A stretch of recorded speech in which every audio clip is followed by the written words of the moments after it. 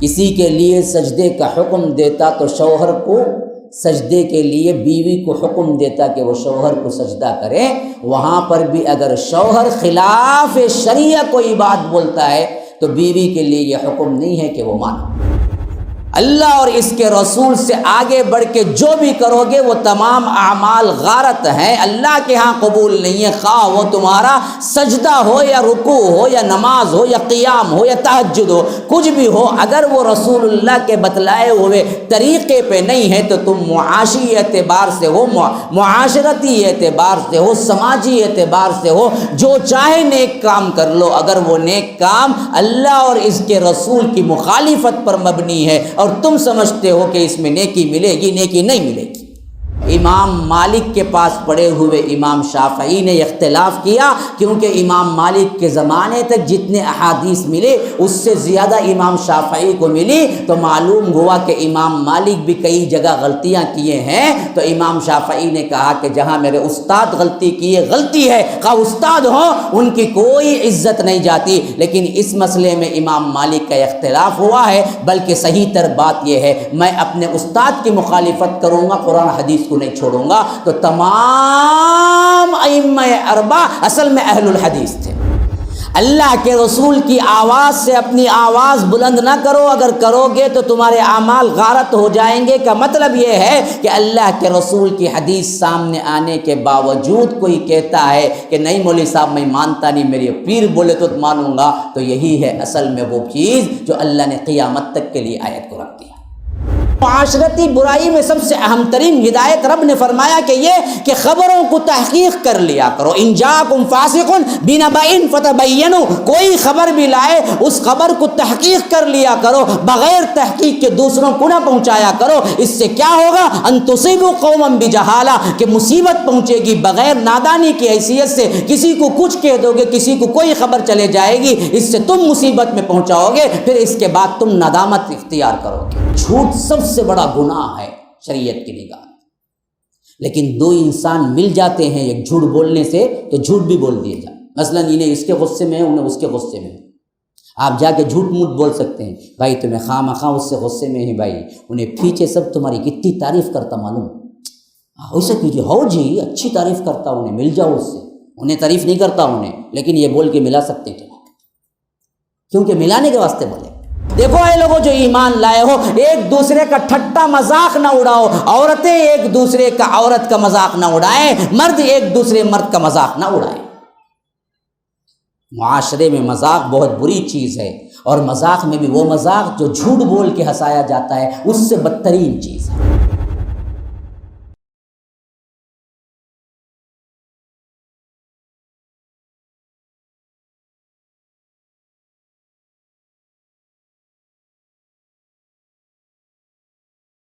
ان الحمد للہ نحمده ونستعینه ونستغفره ونؤمن به ونتوکل علیہ ونعوذ باللہ من شرور انفسنا ومن سیئات اعمالنا من يهده الله فلا مضل له ومن يضلل فلا هادي له وأشهد أن لا إله إلا الله وحده لا شريك له وأشهد أن محمدا عبده ورسوله أما بعد فإن خير الحديث كتاب الله وخير الهدي هدي محمد صلى الله عليه وسلم وشر الأمور محدثاتها وكل محدثة بدعة وكل بدعة ضلالة وفي رواية وكل ضلالة في النار فأعوذ بالله السميع العليم من الشيطان الرجيم من همزه ونفثه ونفخه بسم الله الرحمن الرحيم يا أيها الذين آمنوا لا تقدموا بين يدي الله ورسوله واتقوا الله ان اللہ سمیع علیم یا ایہا الذین آمنوا لا ترفعوا اصواتکم فوق صوت النبی ولا تجهروا له بالقول كجهر بعضكم لبعض أن تحبط أعمالكم وأنتم لا تشعرون إن الذين يغضون أصواتهم عند رسول الله أولئك الذين امتحن الله قلوبهم للتقوى لهم مغفرة وأجر عظيم إن الذين ينادونك من وراء الحجرات أكثرهم لا يعقلون ولو أنهم صبروا حتى تخرج إليهم لكان خيرا لهم اللهم أرنا الحق حقا وارزقنا اتباعه وأرنا الباطل باطلا وارزقنا اجتنابه اللهم علمنا ما ينفعنا وانفعنا بما علمتنا وارزقنا علما رب اشرح لي صدري ويسر لي امری واحلل عقدۃ من لسانی یفقهوا قولی۔ اس اللہ کے نام سے ابتدا جس کے ناموں کی کوئی انتہا ہی نہیں۔ ولو ان ما فی الارض من شجرۃ اقلام والبحر يمده من بعده سبعۃ ابحر ما نفدت کلمات اللہ۔ اس ذات اقدس پر کروڑوں درود و سلام ہوں جو تمام جہانوں کے لیے رحمت للعالمین بن کے آئے تھے۔ اللہم صلی علی محمد وعلی آل محمد کما صلیت علی ابراہیم وعلی آل ابراہیم انک حمید مجید وبارک علی محمد وعلی آل محمد کما بارکت علی ابراہیم وعلی آل ابراہیم انک حمید مجید۔ برادران اسلام، واجب الاحترام بزرگوں، دوستوں، عزیز ساتھیوں، لائق احترام ماؤں اور بہنوں، ابھی جو آیات میں نے تلاوت کی ہیں یہ سورہ حجرات کے ابتدائی آیات ہیں، جو سورہ نمبر کے اعتبار سے 49 ہے، اور اس کے بعد وہ صورتیں ہیں جن میں عموماً اللہ کے رسول صلی اللہ علیہ وسلم جہری نمازوں میں پڑھا کرتے تھے۔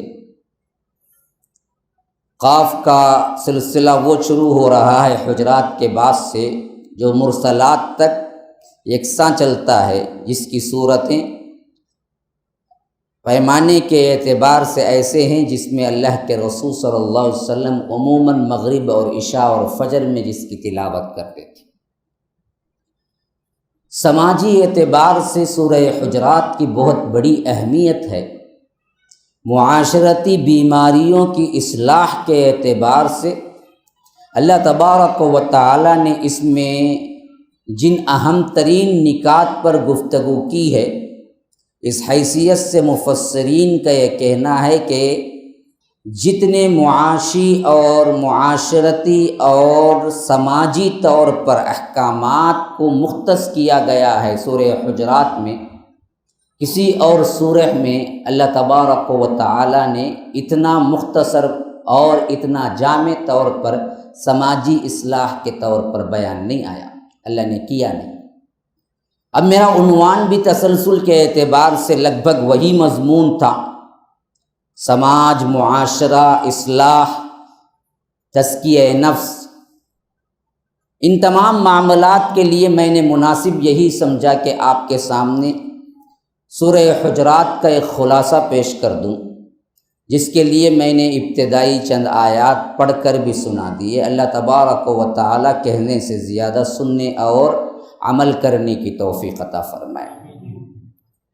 آج ہمارے معاشرے کو سخت ضرورت اسی بات کی ہے، سنتے تو بہت ہیں، کہتے بھی بہت ہیں، لیکن عمل ہمارے معاشرے کے اندر بالکل مخفوض ہے۔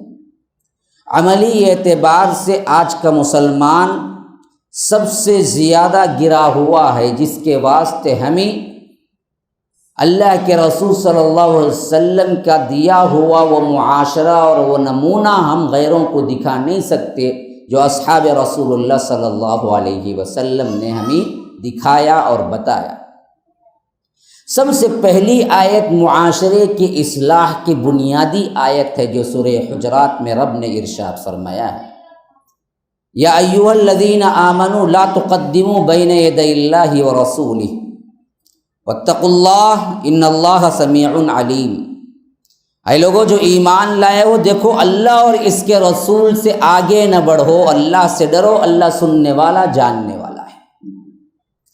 یہ ہے معاشرے کی ابتدائی اکائی جس میں اصلاح ہو، جس میں معاشرہ قائم ہو، مسلم گھرانہ ہو یا مسلم محلہ ہو یا مسلم سوسائٹی ہو۔ ہونا یہ چاہیے کہ اللہ اور اس کے رسول کی بات آ جائے تو پھر تو اس کے آگے کوئی بات نہیں ہے، کسی کا کچھ نہیں چلتا، نہ امام کا، نہ پیر کا، نہ فقیر کا، نہ بڑے کا۔ چلتا ہے تو صرف اور صرف رب العالمین کا، اور اس کی مہر جو ثبت ہوتی ہے کہ یہ رب العالمین کا حکم ہے، یہ جناب محمد الرسول اللہ صلی اللہ علیہ وسلم کا۔ اس کے مقابلے میں کوئی آگے نہیں۔ اس کے ماتحتی میں اگر بات بڑے کی آ رہی ہے، ہاں سنو، یا ایھا الذین آمنوا اطیعوا اللہ واطیعوا الرسول واولی الامر منکم، یہ بھی خطاب ہوا ہے سورہ نساء کے اندر۔ اے لوگوں جو ایمان لائے ہو، اللہ کی اطاعت کرو، اس کے رسول کی اطاعت کرو، اور اولو الامر کی بھی اطاعت کرو۔ امام ابن کثیر رحمہ اللہ فرماتے ہیں کہ اولو الامر سے مراد یہاں پر علماء اور حکمران ہیں، ان کی بات مانو۔ کب؟ جب اللہ اور اس کے رسول کی اطاعت میں ہو، مخالفت میں نہیں چلتا۔ لا طاعت لمخلوق فی معصیت الخالق، اللہ تبارک و تعالی کی نافرمانی میں کسی کی اطاعت جائز نہیں ہے۔ جس کی اطاعت کے سلسلے میں اپنے حبیب سے اللہ تبارک و تعالی نے یہ فرمایا کہ اگر میں اپنی امت میں کسی کے لیے سجدے کا حکم دیتا تو شوہر کو سجدے کے لیے بیوی کو حکم دیتا کہ وہ شوہر کو سجدہ کرے۔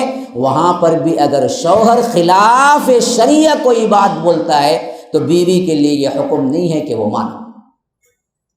کوئی شوہر یہ کہتا ہے کہ نماز کو نہ جاؤ، کوئی شوہر یہ کہتا ہے کہ نماز نہ پڑھو، کوئی شوہر یہ کہتا ہے کہ روزہ نہ رکھو، تو پھر بیوی پر واجب نہیں ہے کہ اس کی باتیں کو وہ مانے، یہاں تک کہ اس کے اعتبار اور احترام کے حیثیت سے اللہ کے رسول نے فرمایا کہ اگر میں کسی کو حکم دیتا تو بیوی کو حکم دیتا کہ وہ شوہر کے لیے سجدہ کرے، لیکن خلاف شرع نہیں۔ اللہ کے رسول صلی اللہ علیہ وسلم نے فرمایا کہ لا تمنعوا اماء اللہ مساجد اللہ، دیکھو اللہ کی بندیوں کو اللہ کے مسجد سے آنے سے نہ روکو۔ اسی واسطے حضرت عمر کے دور خلافت میں جب ان کی سب سے چہیتی بیوی جو حضرت علی کی بیٹی بھی تھی، ام کلثوم بنت علی، ان سے شادی ہوئی تھی تو مسجد جایا کرتی تھی، اور حضرت عمر کو ناگوار ہوتا تھا کہ زمانے میں فتنہ پھیل رہا ہے، لیکن کبھی نہیں روکا۔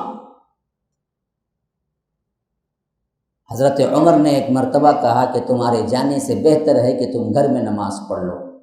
انہوں نے کہا کہ کیا آپ مجھے روکتے ہیں؟ کہا کہ میں کیسے روکوں جب کہ اللہ کے رسول صلی اللہ علیہ وسلم نے روکنے سے منع کیا ہے، میں ریکویسٹ کر سکتا ہوں، روک نہیں سکتا۔ تو ان کی بیوی نے کہا کہ جب تک آپ مجھے نہیں روکیں گے میں جاتی رہوں گی۔ دونوں کا بیلنس دیکھو کیسے، ادھر شوہر اپنا حق جانتا ہے، ادھر بیوی اپنا حق جانتی ہے، لیکن خلاف شرع بات امیر المومنین کے ہوتے ہوئے بھی نافذ نہیں کر سکتا، جبکہ ان کے درمیان کوئی اور حاکم نہیں ہے سوائے اللہ کے۔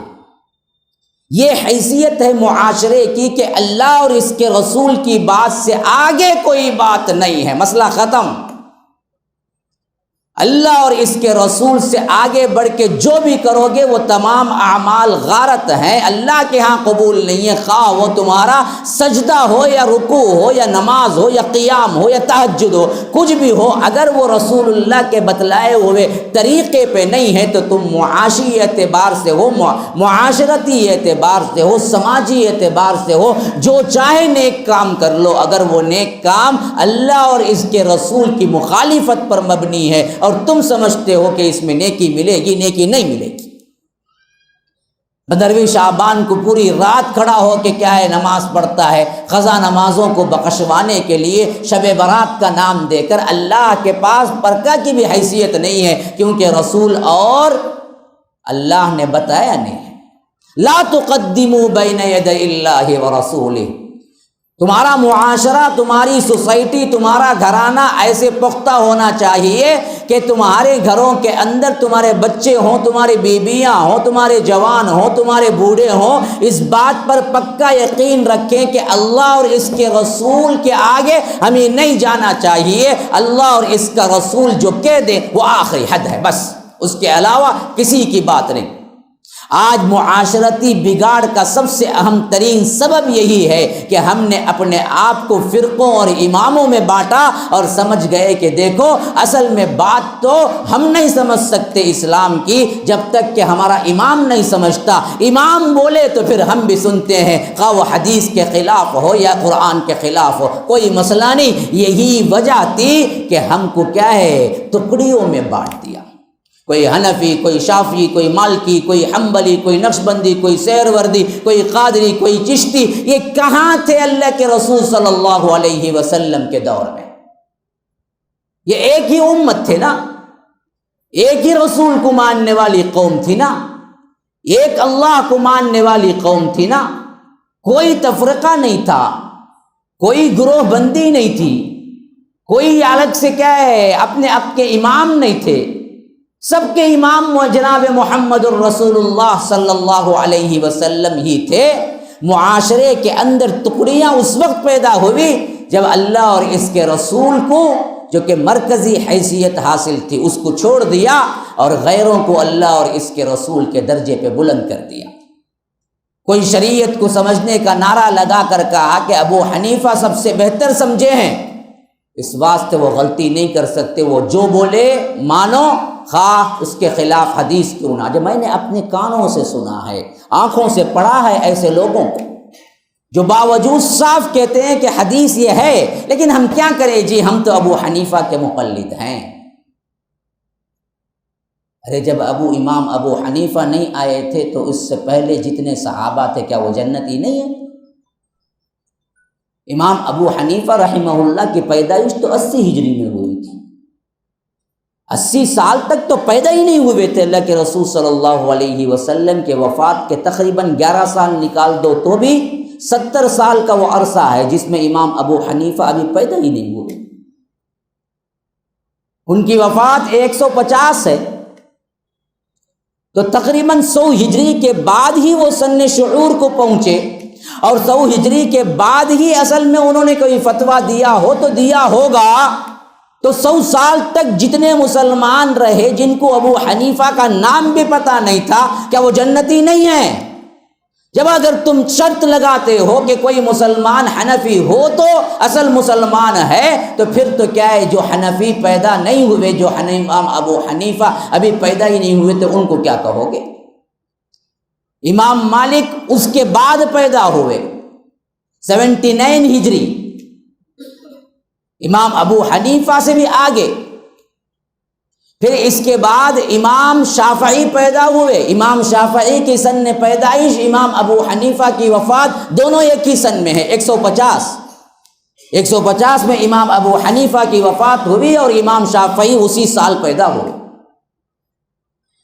اور ان کی وفات ہوئی 204، اور اسی سال کے تقریباً 16 سال بعد امام احمد ابن حنبل پیدا ہوئے 164، اور اس کے تقریباً 30 سال بعد امام بخاری پیدا ہوئے 194۔ تو سب کا فاصلہ تقریباً 20-30 سال کا فاصلہ ہے۔ بعض لوگ یہ سمجھتے ہیں کہ چاروں امام بیٹھ کے شریعت کو کیا کیا، آسان طریقے سے عوام کو عمل کرنے کے لیے تقسیم کر کے ہمارے لیے حنفی، شافعی، مالکی اور حنبلی کے راستے فراہم کیے، کہ یہ بالکل جہالت کی بات ہے۔ کسی امام کا زمانہ ایک نہیں ہے، ہر ایک کے زمانے میں 20-30 سال کا فرق ہے، تو کہاں جمع ہو کے بیٹھے گی؟ امام ابو حنیفہ کی پوری زندگی میں امام شافعی پیدا ہی نہیں ہوئے۔ اور لطف کی بات بتاؤں میں آپ کو، ہر امام کسی امام کا شاگرد رہا ہے۔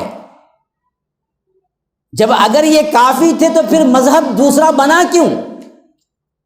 مذاہب اربع سچ ہیں، یہ نعرہ لگانے والے معاشرے کو 4 گروہوں میں بانٹ دیے، اور اہل الحدیث جب کہتے ہیں کہ قرآن اور حدیث کو مان کے جاؤ تو کہتے ہیں کہ نہ جی تمہیں تو کیا ہے، انگریز کی پیداوار ہو۔ تو میں پوچھتا ہوں اگر یہ انگریز کی پیداوار ہے تو یہ بتا دو کہ امام ابو حنیفہ، امام مالک، امام شافعی اور امام احمد ابن حنبل، یہ چاروں امام جب برحق تھے تو پہلا جو آیا وہ بھی برحق تھا نا، امام ابو حنیفہ۔ دوسرا جو آیا امام مالک، اس کے ساتھ وہ بھی برحق تھا نا۔ تو تیسرا آنے کی ضرورت کیوں پڑی؟ دوسرا آنے کی ضرورت کیوں پڑی؟ وہ تو ان کے اسٹوڈنٹ تھے، اسی کو اپنا لیتے، پھر 4 کیوں بنے؟ ایک ہی تو بننا چاہیے تھا بھائی، بنے 4 کیوں؟ جب ایک سچا تھا تو دوسرا کیوں نکلا مذہب دوسرا؟ دیکھیے امام مالک کے شاگرد امام شافعی ہیں، امام شافعی کے شاگرد امام احمد ابن حنبل ہیں۔ جب یہ ان کے اسٹوڈنٹ ہیں تو انہوں نے اگلے طور پر الگ مذہب کیوں بنایا؟ بھائی استاد کی پیروی اسٹوڈنٹ کرنا ہی نہیں کرنا ہے؟ بولو نا جی، نیند آ رہی کیا ہے نا؟ سب سن رہے ہیں نا ماشاءاللہ سے؟ استاد کے پاس جو پڑھتا وہ اس پہ عمل کرتا نہیں کرتا؟ اسٹوڈنٹ کا کام کیا ہے؟ استاد جو بولے اس پر چلنا ہے نا۔ امام مالک کے جب شاگرد تھے امام شافعی تو پھر شافعی مذہب بنا کیوں؟ وہ کیوں مالک نہیں بنے؟ مالکی مذہب کو فالو کر لیتے۔ اور امام شافعی کے شاگرد امام احمد ابن حنبل تھے تو پھر کیوں حنبلی مذہب بنا؟ وہ امام شافعی کی پیروی کر لیتے۔ آگے کیوں نکلے؟ استاد کے خلاف کیوں گئے؟ خلاف گئے تو نہ مذہب بنا۔ یاد رکھو کوئی اصل میں خلاف نہیں گیا، یہ بات کے آنے والے 300-400 سال بعد کا فتنہ تھا کہ انہوں نے کیا کیا، امت میں یہ رواج دیا، ورنہ تو ہر امام یہ چاہتا تھا کہ قرآن اور حدیث سے قریب تر جو بات صحیح ہو وہ بات کہہ دی جائے۔ اسی واسطے امام مالک کے پاس پڑے ہوئے امام شافعی نے اختلاف کیا، کیونکہ امام مالک کے زمانے تک جتنے احادیث ملے اس سے زیادہ امام شافعی کو ملی، تو معلوم ہوا کہ امام مالک بھی کئی جگہ غلطیاں کیے ہیں۔ تو امام شافعی نے کہا کہ جہاں میرے استاد غلطی کیے، غلطی ہے، خواہ استاد ہو ان کی کوئی عزت نہیں جاتی، لیکن اس مسئلے میں امام مالک کا اختلاف ہوا ہے، بلکہ صحیح بات یہ ہے میں اپنے استاد کی مخالفت کروں گا، قرآن حدیث کو نہیں چھوڑوں گا۔ تو تمام ائمہ اربعہ اصل میں اہل الحدیث تھے، سب کا منشا یہی تھا، اسی واسطے وہ کیا کیے، امام مالک سے اختلاف کیا۔ پھر امام شافعی کے پاس پڑے ہوئے احمد ابن حنبل نے جب دیکھا کہ امام شافعی کو اتنے احادیث نہیں پہنچے ہیں جتنے میرے پاس پہنچے ہیں، تو کئی جگہ امام شافعی سے بھی سہو ہوا ہے، غلطی ہوئی ہے، تو وہ میرے امام ہیں، میرے استاد ہیں، لیکن شریعت میں جائز نہیں کہ استاد کہتا ہے تو دلیل بن جائے، بلکہ دلیل قرآن و سنت بنے گی۔ اس واسطے اگر میرے امام ہیں، میرے استاد ہیں، لیکن اپنی جگہ، لیکن اس بات میں غلطی کیے ہیں، تو انہوں نے قرآن و سنت کے نزدیک جو بات تھی وہ کہی، تو حنبلی مذہب الگ ہوا۔ چاروں اماموں نے اصل میں مسلمانوں کو جوڑنے کی کوشش کی، قرآن اور حدیث سے قریب لانے کی کوشش کی، جس کو آگے چل کر چند ناہنجاروں نے، چند علماء سو نے ٹکڑے کر دیا۔ یہی معاشرے کا سب سے اہم ترین بگاڑ ہے۔ آج بھی اگر مسلم امت کا معاشرہ خواہ وہ کتنے ہی کم ترین تعداد میں کیوں نہ ہو، مساجد کے اندر یہ فیصلہ کر لیا جائے کہ قرآن اور حدیث ہمارے لیے بس کافی ہے، اس سے آگے ہم کسی امام کے قول کو نہیں لیں گے، ہاں تائید میں ملتا ہے تو لو، کوئی مسئلہ نہیں، کوئی انکار نہیں کرتا، تائید میں اقوال لو، ابن باز رحمہ اللہ اٹھا لو، ابن عثیمین رحمہ اللہ اٹھا لو، امام البانی رحمہ، آج کے جتنے مفکرین اور جتنے کیا ہے مجددین، جتنے علماء، سب کا یہی فلسفہ ہے کہ قرآن اور حدیث کے بعد ائمہ اربعہ کا، بڑے بڑے اماموں کا قول نقل کرتے ہیں کہ دیکھو اس حدیث کو سمجھنے کے لیے یہ قول امام ابو حنیفہ کا ہے، امام مالک کا ہے، امام شافعی کا ہے، امام احمد ابن حنبل کا ہے، امام سفیان ثوری کا ہے، امام ابن تیمیہ کا ہے، امام ابن القیم کا ہے۔ اقوال تائید میں پیش کرنے میں غلطی نہیں ہے، لیکن جب حدیث کے خلاف کوئی قول قول ملتا ہے امام کا تب بھی یہی کہنا کہ ہم حدیث کو تو چھوڑ دیں گے لیکن امام کے قول کو نہیں چھوڑیں گے، یہ ہے اصل میں معاشرتی فساد جو کہ ہمارے اندر بگاڑ کا سبب بنا، جس کو رب کہتا ہے سورہ حجرات میں سب سے پہلی آیت میں لا تقدموا بین یدی اللہ ورسولہ۔ اے لوگوں جو ایمان لے آؤ، اللہ اور اس کے رسول کے آگے مت بڑھو، فائنلائز جو فیصلہ ہوگا وہ اللہ اور اس کے رسول کی بات پہ ہوگا۔ امام کبھی یہ جرأت نہیں کر سکتے کہ اللہ کے رسول کے خلاف کہیں، ہاں ان سے غلطی ہو سکتی ہے، انہیں حدیث نہیں پہنچ سکتی ہے۔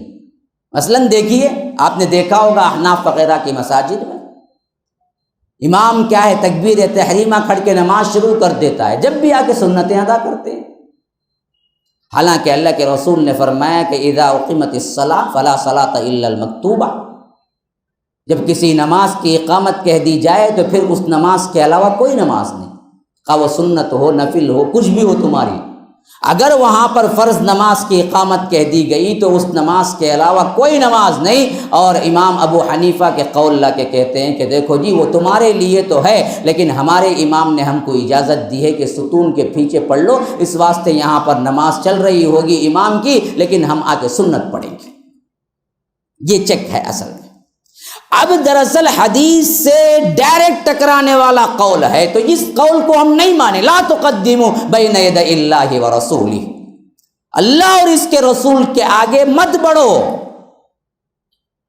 ہاں اگر بڑھو گے تو عمل قبول نہیں ہوگا، جو ہے جیسے ہے ویسے ہی مانو۔ اب امام ابو حنیفہ کو یا تو خطا ہوئی یا تو سہو ہوا یا تو غلطی ہو گئی، انسان ہونے کے ناطے غلطی ہو سکتی ہے، کوئی انسان اس سے مبرہ نہیں ہے سوائے جناب محمد الرسول اللہ صلی اللہ علیہ وسلم کی۔ یہ ہے اصل پختہ ہمارے سوسائٹی اور ہمارے معاشرے کو بنیاد بنانے کی سب سے پہلا۔ دوسری بات جو اللہ تبارک و تعالی نے فرمائی سماجی اعتبار سے وہ ہے رسول کا ادب۔ دوسری آیت میں فرمایا کہ یا ایھا الذین آمنوا لا ترفعوا اصواتکم فوق صوت النبی، دیکھو اللہ کے رسول کی آواز سے اپنی آواز کو اونچی نہ کرو، ولا تجہروا بالقول کجہر بعضکم لبعض ان تحبط اعمالکم، ایک دوسرے سے جس طرح بلند آواز سے تم بات کرتے ہو اس طرح رسول کو مت سمجھو، اگر تم نے اس طرح کی کوئی گستاخی کی ان تحبط اعمالکم، تمہارے پورے عمل غارت ہو جائیں گے، وانتم لا تشعرون، تمہیں پتہ بھی نہیں چلے گا۔ یا رب، نماز روزہ حج زکوٰۃ سب گیا غارت، صرف اس واسطے کہ اللہ کے رسول کی آواز سے اس کی آواز اونچی تھی۔ اب ذرا دیکھیے بھائی، بہت اہم ترین مضمون ہے جسے آپ غور کرنا ہے۔ ایسے ہی وقت میں اب کیا ہے ادھر ادھر ذہن بٹائے گا شیطان، ذرا غور سے سنیے یہاں پر۔ اللہ کے رسول کی آواز سے اونچی آواز نہ کرنا کب تھا؟ بولو نا جی بھائی، آواز سے اونچی آواز کب ہو سکتی؟ جب اللہ کے رسول صلی اللہ علیہ وسلم موجود تھے، جب موجود تھے تب آواز تھی تو اونچی آواز نہ کرنا تھا۔ خطاب کس سے تھا؟ صحابہ سے تھا۔ کب تک تھا؟ جب اللہ کے رسول دنیا میں تھے۔ جب اس دنیا سے چلے گئے پھر قرآن جو قیامت تک کی کتاب ہے اس میں یہ آیت ہے کیوں؟ پھر کیونکہ اللہ کے رسول صلی اللہ علیہ وسلم ہے نہیں، اب آواز کوئی آئے گی نہیں، کوئی بلند کرے گا نہیں، لیکن اللہ نے قیامت تک کے قرآن میں ہدایت نامے میں اس آیت کو ثبت کر کے صحابہ کو حکم دیا کہ دیکھو تم اپنی آواز کو بلند نہ کرو، تو صحابہ تو فوری عمل کرنے والے تھے، انہوں نے تو اس کا ایسا کردار نبھایا جو ہماری سوچ سے بھی زیادہ ہے۔ آپ کو معلوم ہے ایک صحابی تھے ثابت بن قیس، یہ صحابی کی قدرتی طور پر آواز بلند تھی، یعنی بعض لوگوں کے گلے بڑے ہوتے ہیں نا جی، انہوں بات کرے تو بھی چیخے جیسا لگتا، بھائی چیخو نہ کو بھائی، نہیں جی میری آواز ہی ویسی۔ تو یہ جو تھی نا قدرتی طور پر ان کی آواز تھوڑی سی بلند تھی۔ جب یہ آیت اتری یہ ایسے ڈرے کہ میرے تو پورے اعمال غارت ہو گئے، میری آواز تو کیا ہے بلند ہے، اللہ کے رسول کی آواز جب ہوتی تھی اور میری آواز جو ہوتی تھی میری آواز بلند ہو جاتی تھی، تو اللہ کے رسول صلی اللہ علیہ وسلم کی مجلس میں آنا ہی چھوڑ دیا اور روتے پلاتے گھر میں بیٹھ گئے اور اپنے آپ کو سمجھ لیا کہ میں تو جہنمی ہوں۔ جب ایک مدت تک دکھے نہیں مجلس میں، تو اللہ کے رسول صلی اللہ علیہ وسلم نے صحابہ سے پوچھا کہ بھائی یہ ثابت بن قیس دکھ رہے نہیں، کہاں ہے یہ دیکھیے اللہ کے رسول کتنا منوط طریقے سے نوٹ کرتے تھے اور کتنے ملنسار تھے۔ بڑے صحابہ میں سے نہیں ہیں، لیکن پھر بھی ایک ایک جو مجلس کو آتا تھا اللہ کے رسول دو بدو نام سے بھی پہچانتے تھے اور ان کے ساتھ ملاقات بھی تھی۔ جب حاضری نہیں ہوئی تو خود اللہ کے رسول نے صحابہ سے پوچھا کہ یہ کہاں چلے گئے؟ جو پڑوسی صحابی تھے انہوں نے کہا اللہ کے رسول وہ تو روتے رہتے گھر میں بیٹھے ہوئے ہیں، حتیٰ کہ مجلسوں کو آنا چھوڑ دیا ہے اور کہہ رہے ہیں کہ میں تو جہنمی بن گیا۔ اللہ کے رسول نے پوچھا بات کیا ہوئی، کیوں ایسا کہہ رہے ہیں؟ تو صحابی نے کہا کہ اللہ تبارک و تعالیٰ جو کہتا ہے کہ اپنی آواز کو نبی کی آواز سے اونچا نہ کرو، جو لوگ کرتے ہیں ان کے اعمال غارت ہو جاتے ہیں، تو پھر تو ان کی آواز قدرتی طور پر بلند ہے، تو انہوں نے سمجھا کہ ان کے پورے اعمال غارت ہو گئے اور یہ جہنمی بن گئے، اس واسطے یہ اپنے گھر میں روئے ہوئے ہیں۔ اللہ کے رسول صلی اللہ علیہ وسلم نے مسکرا کے کہا کہ نہیں، ان کو بلائے لاؤ۔ جب وہ آئے کہا کہ ثابت بن قیس سے کہ ثابت دیکھو تم ہرگز بھی جہنمی نہیں ہو بلکہ تم تو جنتی ہو۔ یہ فرمانا تھا کہ اسی وقت صحابہ کو یقین ہو گیا کہ یہ جنتی ہی ہیں اور دنیا میں ثابت کر کے جائیں گے کہ یہ جنتی ہے۔ جیسے ہی اللہ کے رسول صلی اللہ علیہ وسلم کی وفات ہوئی، صدیق اکبر کی خلافت میں جنگ امامہ ہوا جو مسیلمہ کذاب کے خلاف لڑی گئی اور اسی میں یہ شہید ہو گئے۔ دنیا میں واضح کر کے گیا کہ میرا رسول سے نکلی ہوئی کوئی بات غلط نہیں ہوتی، شہادت کے مرتبے میں۔ تو صحابہ نے تو اس کو 100% عمل کیا، وہاں بات ان کی تھی ہی نہیں، بات تو تھی آگے آنے والوں کی، لیکن فرمایا کہ رسول کی آواز سے آواز بلند نہ کرو، تو رسول کی آواز تو بات کے آنے والے سنے ہی نہیں، تو پھر آگے کیسے بڑھیں گے؟ تو آیت کا منشا یہاں آیات سے، باتوں سے کیا ہے؟ احادیث رسول ہیں۔ آج بھی احادیث رسول تو موجود ہے۔ اللہ کے رسول کی آواز سے اپنی آواز بلند نہ کرو، اگر کرو گے تو تمہارے اعمال غارت ہو جائیں گے۔ کا مطلب یہ ہے کہ اللہ کے رسول کی حدیث سامنے آنے کے باوجود کوئی کہتا ہے کہ نہیں مولوی صاحب میں مانتا نہیں، میرے پیر بولے تو مانوں گا، تو یہی ہے اصل میں وہ چیز جو اللہ نے قیامت تک کے لیے آیت کو رکھ دیا۔ یہاں اصل میں اپنی آواز کو رسول کی آواز سے اونچا نہ کرو کا مطلب یہ ہے آج اللہ کے رسول تمہارے درمیان ہیں تو ایسی بات کرو جس میں دھیما پن ہو، اخلاق ہو، ادب ہو، اور اللہ کے رسول کی وفات کے بعد ان کے احادیث کے ساتھ ایسا سلوک کرو کہ اگر ان کی حدیث پڑھ کے سنا دی جائے تو تمہاری سب آوازیں بند ہو جانا چاہیے کہ اب نہیں، مسئلہ ختم۔ اللہ کے رسول صلی اللہ علیہ وسلم کی بات حدیث آ گئی۔ یہی چیز اسلاف میں تھی، لیکن جنہوں نے ایسی پیروی کی تھی انہی کو کیا کیا؟ امام بنا کے ہم نے مذاہب میں تبدیل کر دیا۔ تو یاد رکھو اللہ کے رسول صلی اللہ علیہ وسلم کی آواز سے بلند کرنے کا معاملہ آج احادیث رسول ہیں، جن کو جب بھی جو حدیث مل گئی بس مسئلہ ختم اور اسی وقت اپنی زبان کو بند کر لو۔ ہاں بھائی، جب تک مجھے معلوم نہیں تھا میں کرتا تھا، آج معلوم ہوا ہے کہ حدیث صحیح ہے اور یہ حدیث میں یہ حکم ہے، آج کے بعد میں وہ عمل نہیں کروں گا، مسئلہ ختم۔ اگر ہم اس طرح سوچتے جائیں معاشرتی برائیاں ایک ایک کر کے ختم ہو جائیں۔ دیکھیے عام ایک معاشرتی برائی ہمارے اندر ہے سگریٹ۔ ہم بھی پیتے، ہمارے میں بھی بہت سے پینے والے ہیں،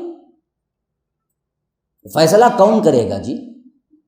اب جو پیتے ہیں وہ بولتے ہیں کہ علماء کا اختلاف ہے بھائی، جو نہیں پیتے ہیں وہ بولتے ہیں کہ نہیں بھائی یہ حرام ہے بھائی۔ فیصلہ کس کا ہوگا بھائی؟ فیصلہ قرآن اور حدیث کا ہوگا۔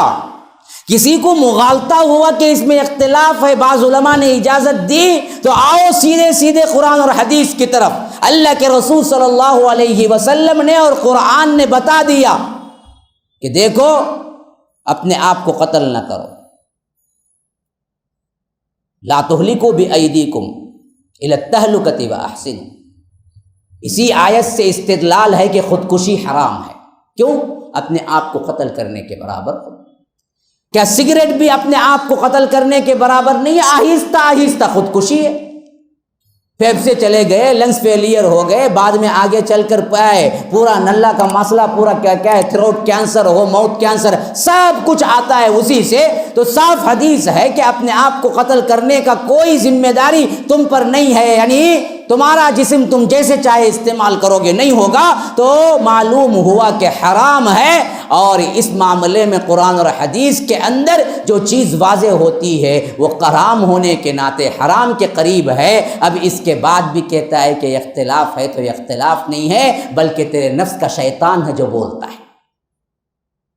پیا پہلے پیا، اب واضح ہو گئی بات کہ آج کے دن معلوم ہو گیا کہ یہ حرام ہے۔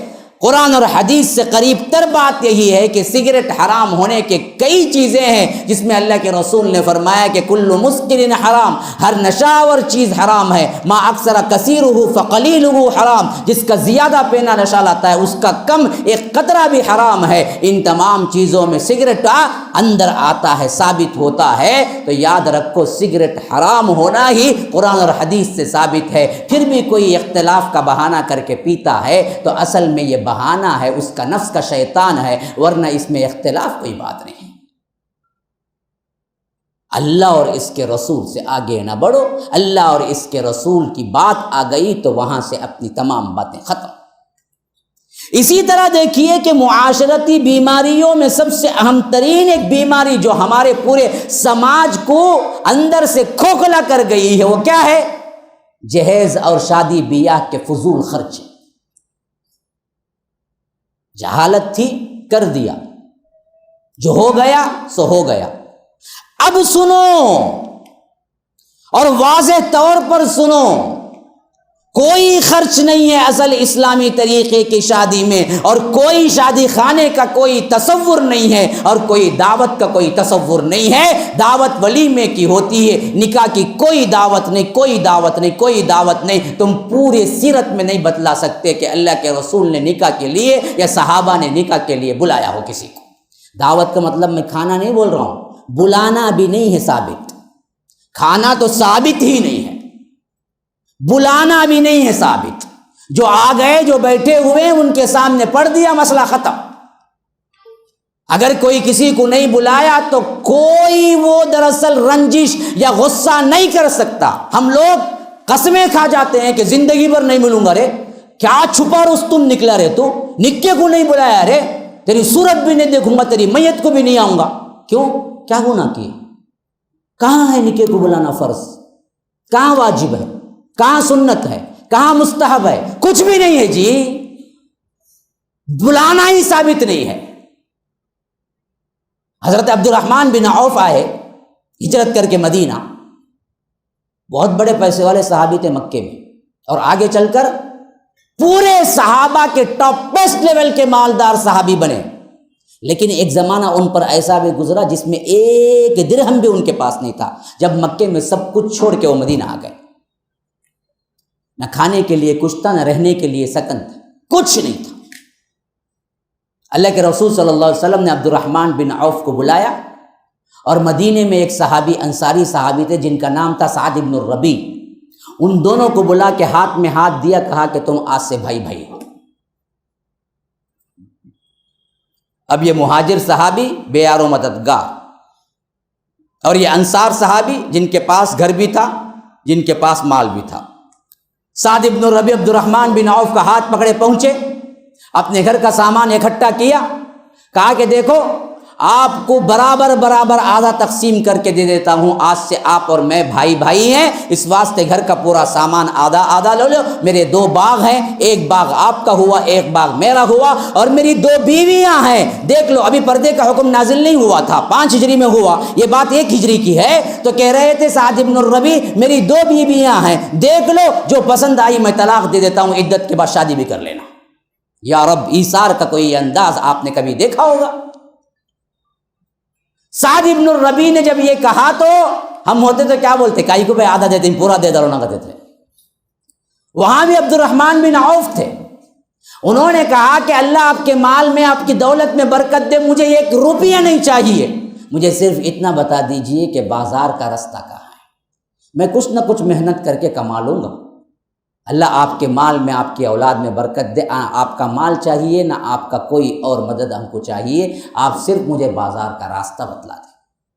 پھر عبد الرحمن بن عوف کہتے ہیں کہ صبح سویرے میں جنگل جاتا تھا, لکڑیاں اٹھا کے کاٹتا تھا, پھر لے آ کے بازار میں کھڑا ہو کے بیچتا تھا. کچھ پیسہ مل جاتا تو وہ پیسے سے کھانا اس دن کا خرید لیتا تھا, اور جو بچ جاتا تھا وہ کل کی تجارت میں لگا دیتا تھا. بس کچھ عرصہ نہیں ہوا ان کے ہاں مال اکٹھا ہو گیا. اللہ کے فضل سے کچھ مال اکٹھا ہو گیا. فوری شادی کر لی. کہاں؟ مدینے. کب؟ جب اللہ کے رسول صلی اللہ علیہ وسلم بھائی چارہ کر چکے تھے. اور درجے میں کس درجے کے صحابی ہیں پتہ ہے آپ کو؟ اگر عشرۃ المبشرہ سب سے بیسٹ ہیں صحابہ 10, ان میں سے سب سے بیسٹ 4 ہیں, ابو بکر, عمر, عثمان, علی. ان چاروں خلفاء کو چھوڑ کر اگر کسی صحابی کا نمبر ہے تو وہ عبد الرحمن بن عوف ہے. یاد رکھو, 5ویں نمبر کے صحابی ہیں. اتنے کلوز اللہ کے رسول صلی اللہ علیہ وسلم سے. شادی کر لی. پھر ایک مرتبہ ملاقات ہوئی نماز میں حضرت عبد الرحمن بن عوف سے. اللہ کے رسول صلی اللہ علیہ وسلم نے دیکھا کہ عبد الرحمن بن عوف وہ دلہا جو عطر لگاتا تھا نا, وہ عطر کی خوشبو ان کے لباس سے آ رہی تھی. ذرا خاص برانڈ ہوتے ہیں نا جی, جو بڑے لوگ لگاتے ہیں, خاص موقع پہ لگاتے ہیں, تو انسان پہچان لیتا. انہیں وہاں سے چایا رنگا اور بیڑا ڈال لے کو آیا تو کیا جی شادی کی جگہ کی, ہمیں پوچھتے ہیں. لیکن یہاں تو کیا عصر میں بھی بیڑا کھاتے ہیں, مغرب میں کھاتے ہیں, عشاء میں کھاتے ہیں, فجر میں کھاتے ہیں, انہیں کہاں سے جا کو آیا معلوم نہیں ہوتا. لیکن ہمارے ہاں خاص مواقع پر ڈالتے. ہاں ذرا نزدیک آ جائیے بھائی, آنے والوں کو جگہ مل جائے. تو وہ خاص دلہا والا عطر ہوتا تھا.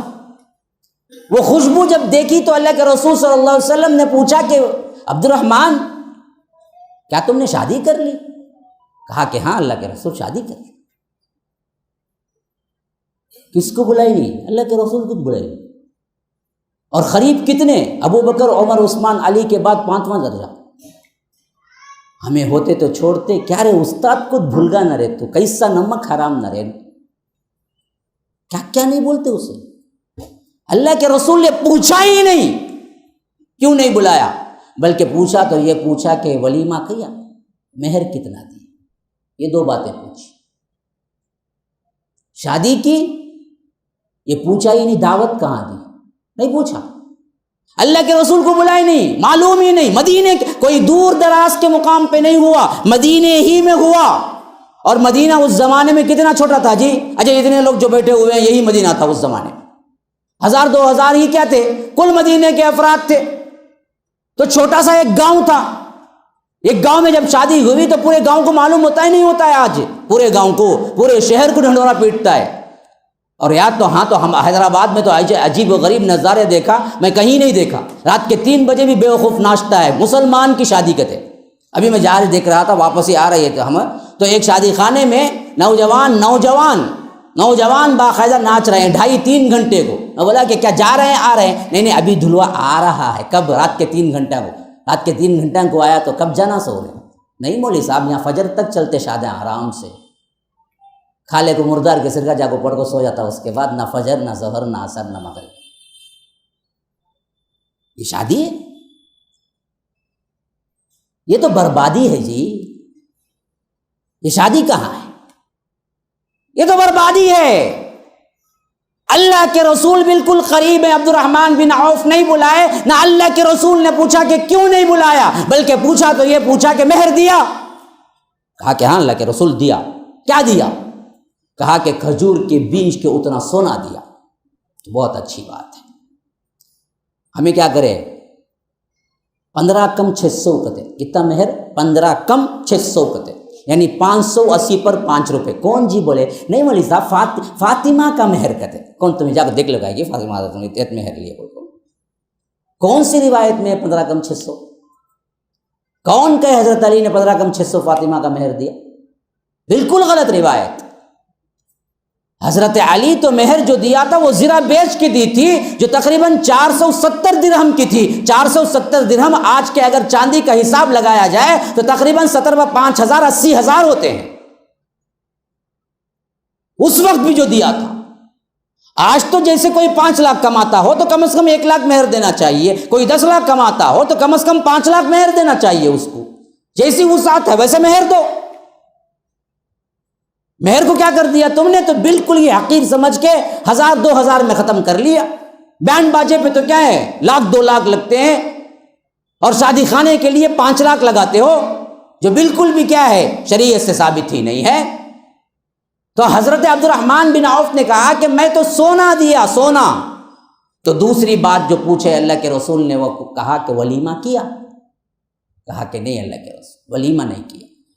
تو اللہ کے رسول نے فرمایا کہ اولم ولو بشاتن، دیکھو ولیمہ کرو خواہ ایک بکری ہی کیوں نہ۔ کیا مطلب؟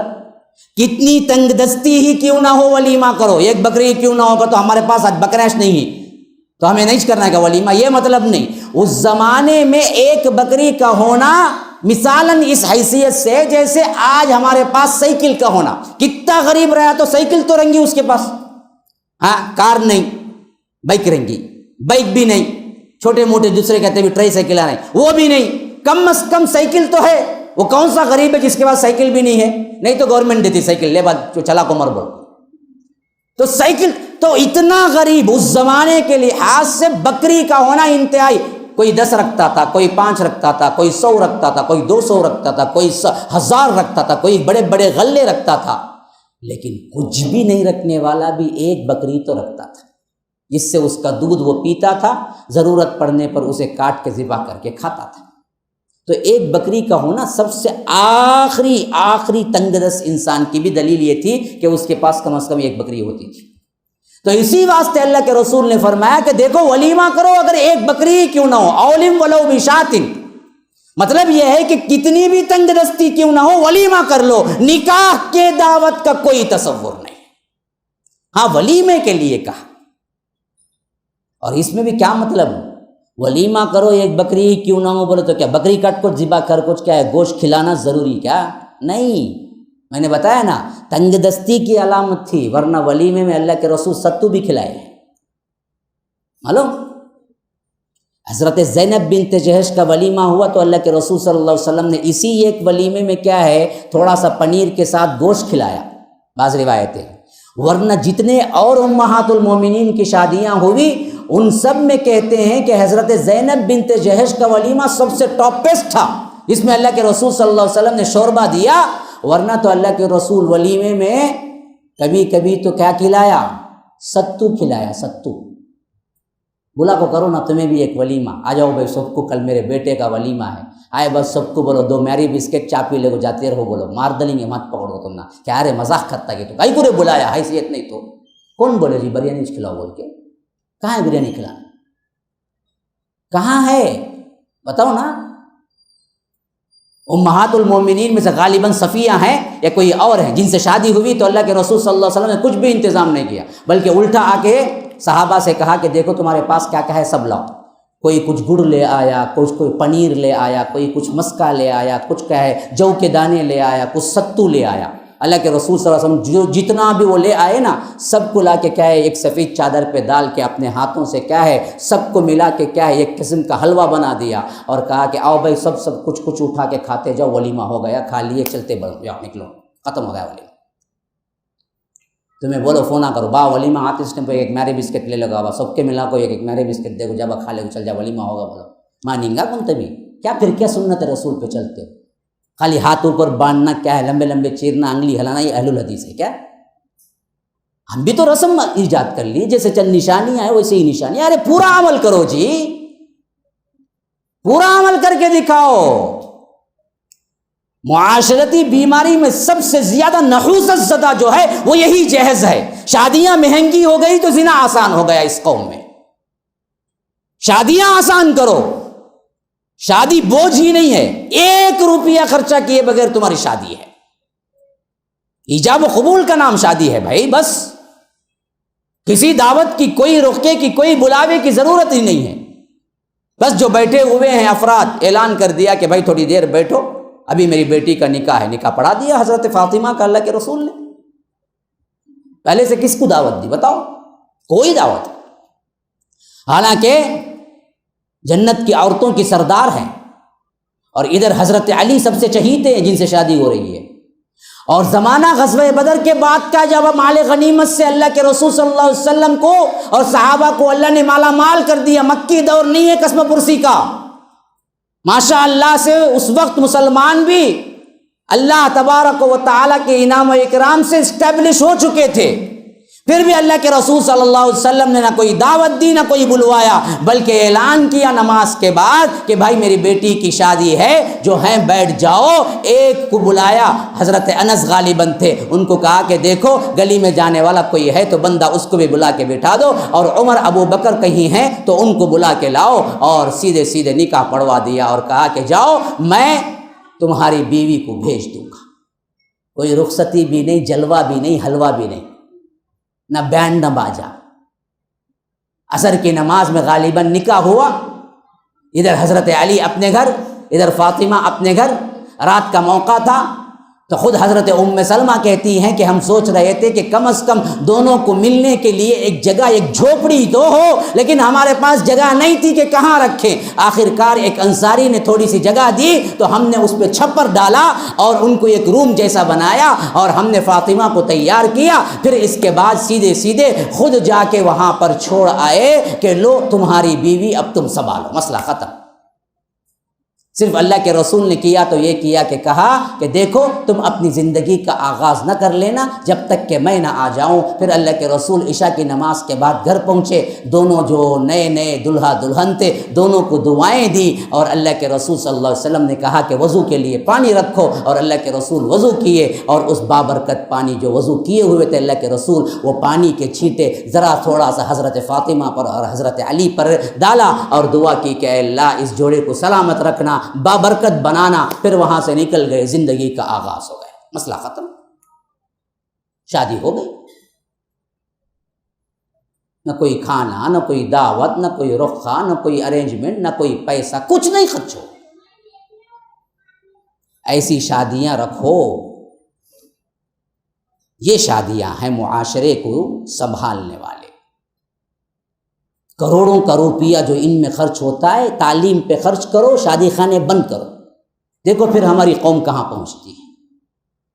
جتنے کروڑا کروڑ ہم اگر خرچ کر رہے ہیں شادیوں میں، اگر وہ شادیوں سے رکوا کر ہم امت کے تعلیم پہ خرچ کریں گے تو یاد رکھو ہماری حالت بالکل بدل جائے گی۔ لیکن ہم نے کیا کیا؟ یہ بیہودہ رسومات میں کروڑوں کا لوٹا دیا، جبکہ اس کا کوئی اثر، کوئی بھی آپ کے لیے کوئی دلیل نہیں ملتی۔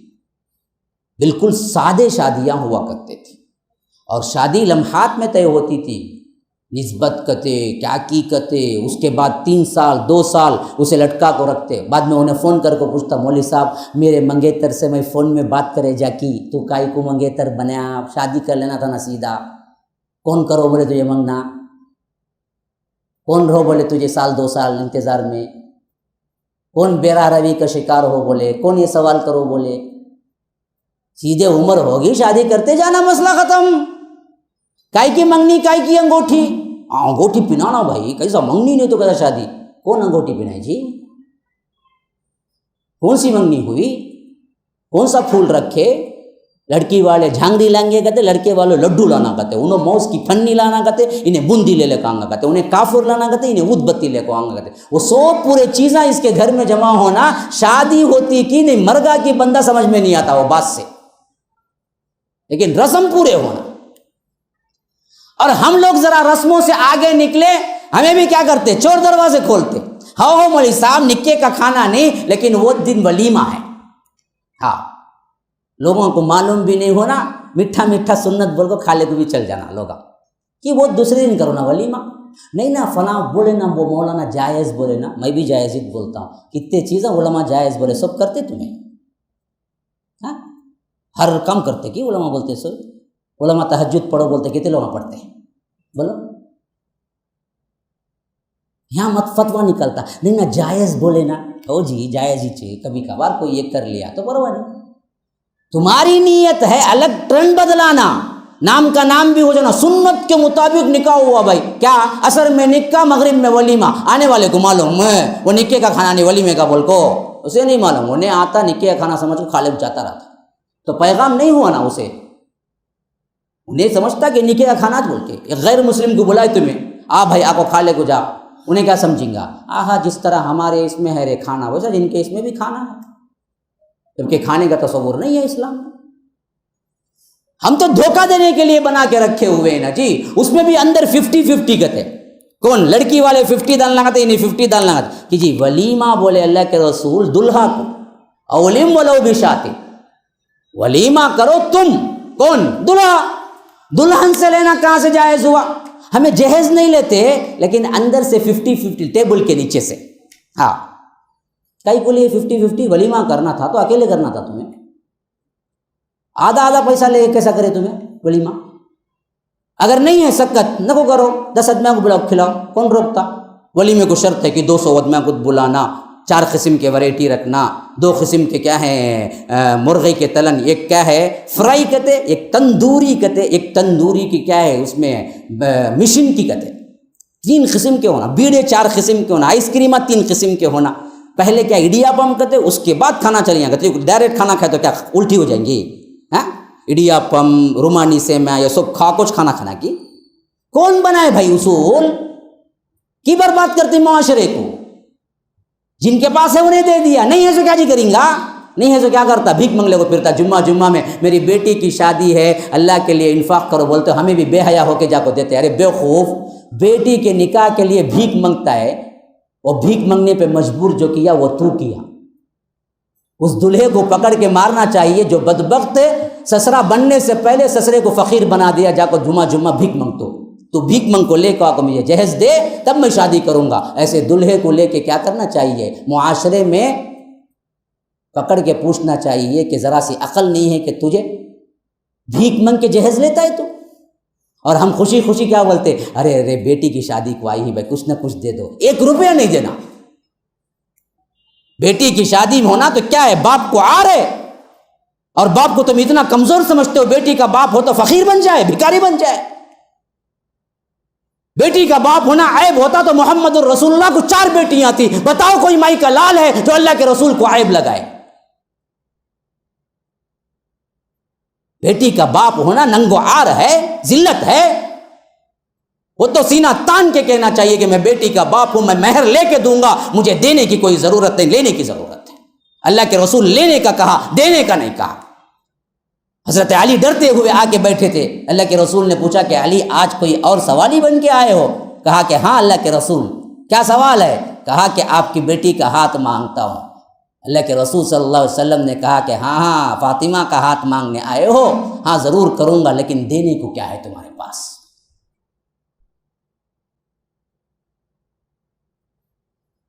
لینے کا ہے بیٹی کا باپ, دینے کا کچھ نہیں ہے شریعت. اللہ کے رسول نے پوچھا کہ ہاں شادی کر دوں گا لیکن دینے میں کیا ہے تمہارے پاس؟ حضرت علی نے کہا کہ اللہ کے رسول آپ کو تو معلوم ہے آپ ہی کے گھر میں پلا بڑا ہوں, میرے پاس تو 1 روپیہ بھی نہیں ہے دینے کے لیے.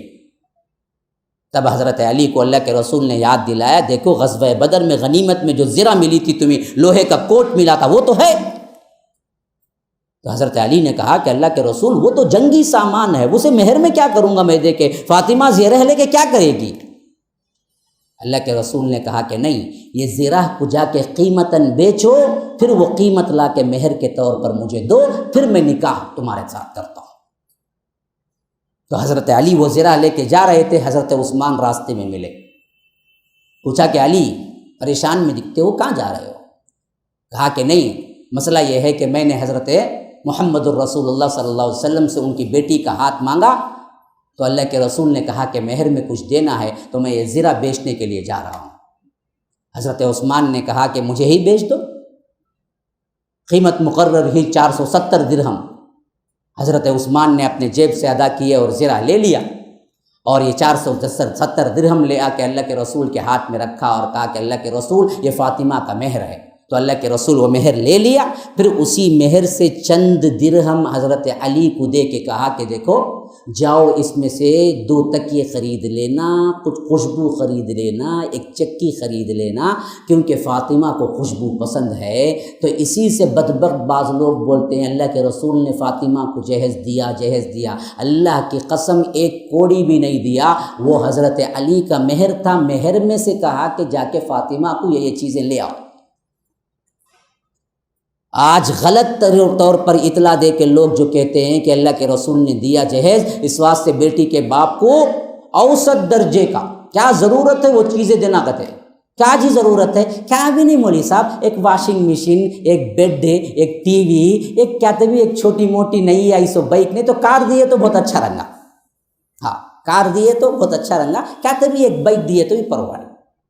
کیا فاطمہ کا مہر کہاں دیا جی اللہ کے رسول نے؟ مہر میں سے دیا، جہیز الگ نہیں دیا۔ جو بھی منگتے ہیں نا ان کو بولنا اچھا بھائی تم نہ ایک دے، تم پلنگ بھی دے، تم واشنگ مشین بھی دے، تم ایک ٹی وی بھی دے ڈالتا ہوں، ایک تمہارے واسطے ایک بائک بھی دے ڈالتا ہوں، لیکن اتنا بولو پہلے تمہیں مہر کتنا دیتے میری بیٹی کا؟ ہاں مہر 10 نہیں جی 5 لاکھ دیے تو شادی کرو گا، میری بیٹی 5 لاکھ مہر میری بیٹی دیے تو کرتا ہوں۔ اچھا بھائی جان دے تم، ہاں اب 5 لاکھ لا کو دے لو جی 50,000 جا کو کیا کرو، اب تمہیں ایک پلنگ لے لو، ٹی وی لے لو، واشنگ مشین لے لو، بچت پیسہ رہا تو سائیکل کی بائک کی کیا آتی وہ لے کو آ جاؤ بولو۔ یہ اللہ کے رسول نے کیا تھا، مہر لے کے مہر سے دیا تھا علی کو کہ جاؤ یہ فاطمہ کو یہ چیزیں پسند ہیں لے آؤ، ورنہ جہیز میں ایک پیسہ بھی نہیں تھی۔ یہ معاشرتی بیماری ہے سماج کے اندر ہمارے، صرف اس کی اصلاح ہو جائے تو سینکڑوں گھرانے کی اصلاح ہو جائے گی، سینکڑوں معاملات ہمارے سدھر جائیں گے، معاشی اعتبار سے ہماری جو تنگیاں ہیں وہ دور ہو جائیں گی۔ لیکن ہمارا مسئلہ کیا ہے جی؟ ہم عمل نہیں کرتے، اللہ اور اس کے رسول کی بتائی ہوئی باتوں تک اپنے آپ کو محدود نہیں کرتے۔ اس وقت ہمیں یاد آتا نہیں مولوی صاحب نانی کی خواہش، وہ یہ دادی کی خواہش، پوری زندگی ایک چالا کو نہیں دیا رہا نانی دادی کو، شادی کے ٹائم پر فقط ان کی خواہش کا احترام یاد آتا، وہ نانی کی خواہش ایسا نہیں کرے تو انہوں ناراض ہو جائیں گے، ہو جاتے ہی اتنے زمانے میں ناراض ہو کریں گے بھی کیا، تمہیں ہنی مون چل جاؤ شادی کر لے کو مسئلہ ختم ہو جاتا ہے۔ ہاں مسئلہ تو تمہارا ہے نا جی، دادا نانی کا نہیں نا، شادی کر کو تمہیں نہ خوش ہونا، مسئلہ ختم۔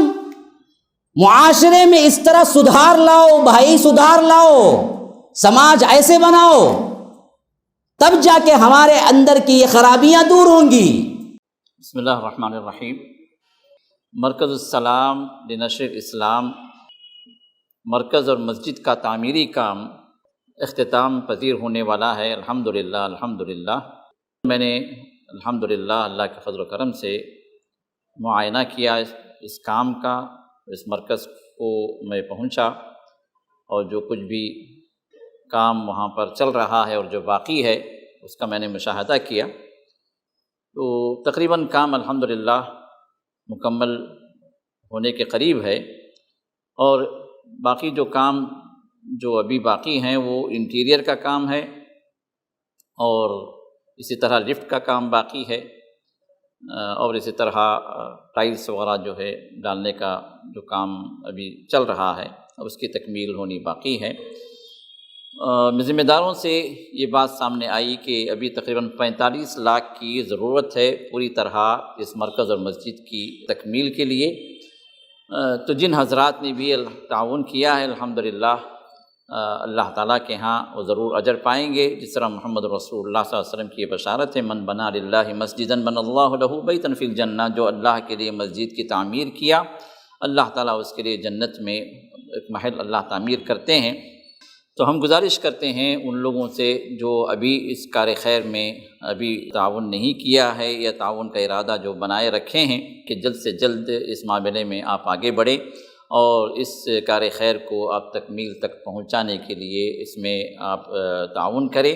جنہوں نے بھی اس کار خیر میں کسی بھی اعتبار سے تعاون کیا ہے اللہ تعالیٰ ان کو اجر سے محروم نہ فرمائے، اللہ تعالیٰ ان کو اجر عظیم سے نوازے، اور رسول اللہ صلی اللہ علیہ وسلم کی بشارت جنت میں محل جو ان کے لیے تعمیر کیا جائے گا، اللہ تعالیٰ ان میں آپ کو بھی اللہ شامل فرمائے۔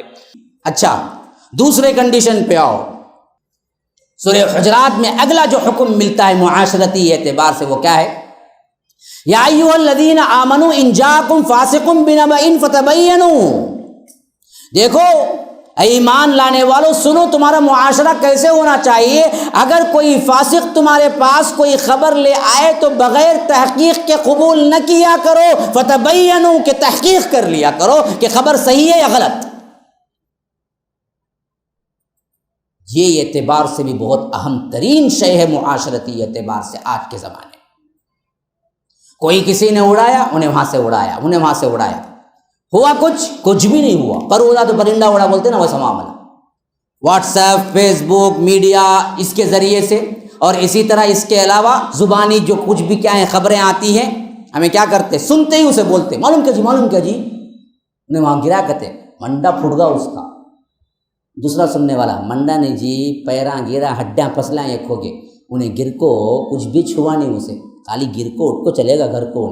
انہیں جا کے تو یہ بولا، انہیں آگے چل کو وہ بولا، ابھی آگے چل کو کیا بولتا، انہیں ایڈمٹ ہو کو کیا ہے ڈاکٹر بولا رہا، ٹائم دے رہا تھا تیسرا آدمی۔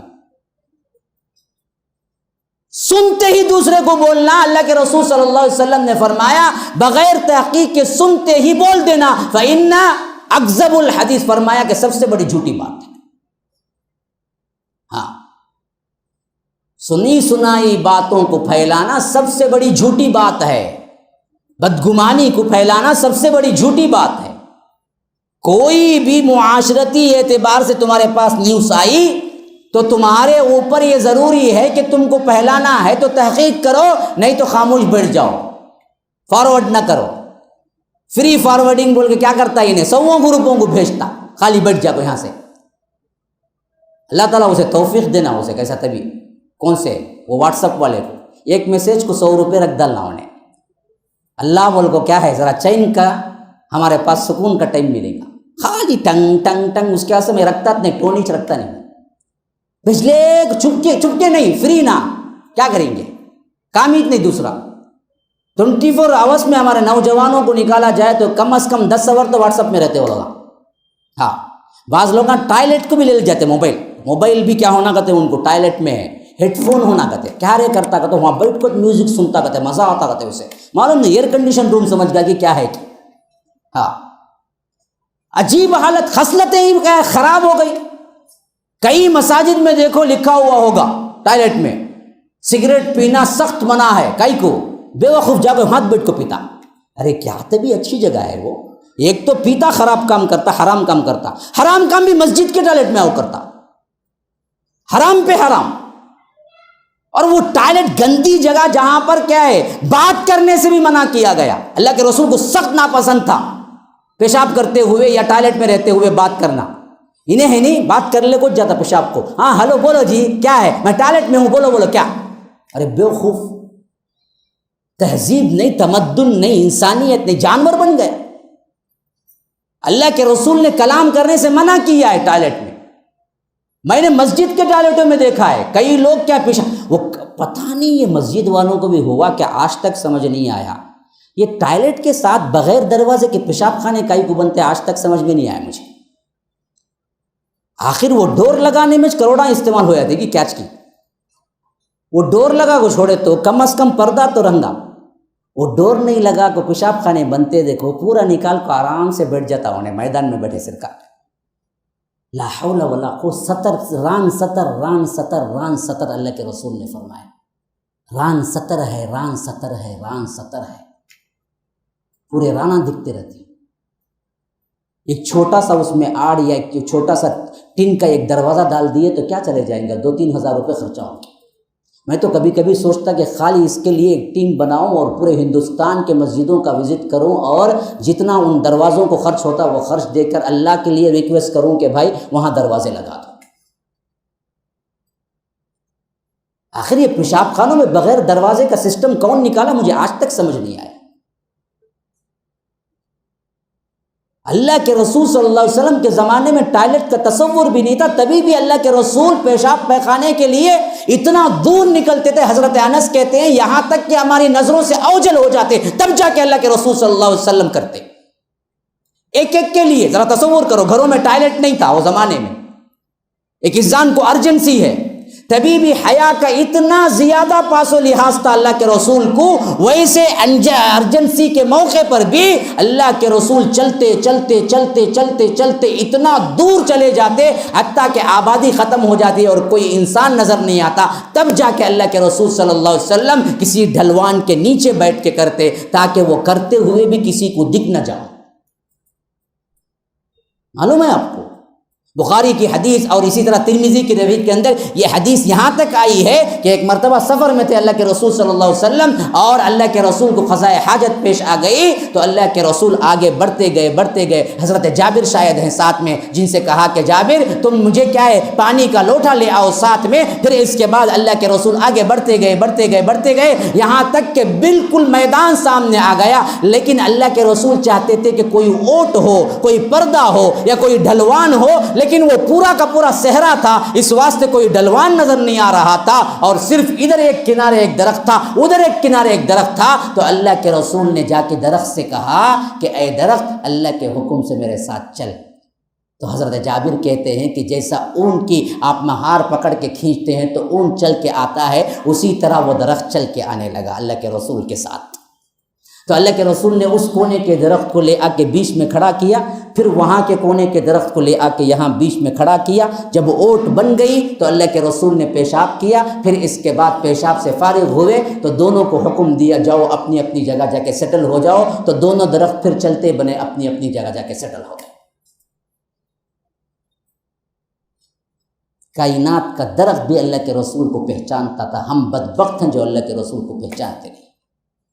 بخاری کی روایت ہے کہ مجھے وہ پتھر معلوم ہے جو نبوت سے پہلے مجھے سلام کیا کرتا تھا. اللہ کے رسول صلی اللہ علیہ وسلم کہتے ہیں پتھروں اور پہاڑوں کو بھی معلوم تھا کہ یہ کون سی شخصیت ہے, ایک ہم ہیں ان کے نام لیوا, لیکن سیرت رسول سے آشنا نہیں ہے سوائے میلاد النبی کے کنڈے کھانے کے علاوہ ہم کو کچھ نہیں آتا.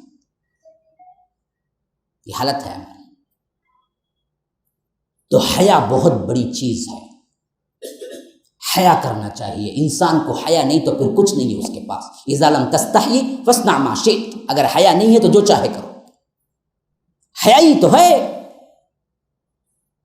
تو یاد رکھیے یہ چیز سب سے اہم ترین چیز ہے, خاص کر بیت الخلاء کے لیے حیا ہونی چاہیے, پاسداری. حتیٰ کہ اللہ کے کسی ڈھلوان میں بیٹھتے تو اللہ کے رسول نے صحابہ کو سکھایا کہ دیکھو اپنا دامن اس وقت تک نہ اٹھانا جب تک تم جھک نہ جانا, کیونکہ کھڑے کھڑے اٹھائے تو ران دکھنے کا خطرہ ہے.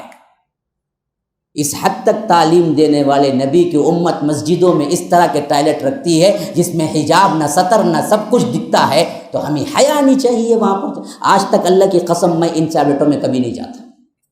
سخت ترین پیشاب ہو تبھی بھی میں بغیر دیوار کے بغیر کیا ہے دروازے کے ٹوائلٹ میں آج تک داخل نہیں ہوا ہوں. میں کئی گھنٹے دبا کے رکھا ہوں لیکن نہیں گیا ہوں, ہمت نہیں پڑتی جانے کی. دروازہ ہو تو جاؤ. یہ حیا ہے, پاسداری ہونی چاہیے, یہ پاک بازی, یہ طہارت ہونی چاہیے. ہمارے پاس اس کا کوئی اہتمام نہیں.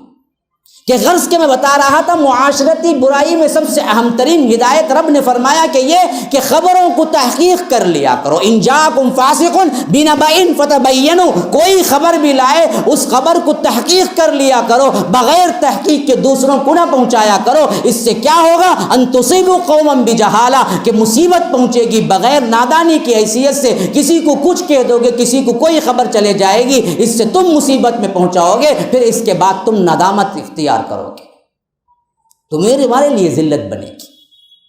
ہاں, ایک مرتبہ صبح سویرے صبر کر رہا تھا کہ مجھے میسیج آیا.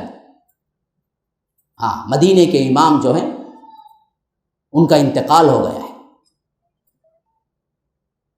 اللہ اکبر.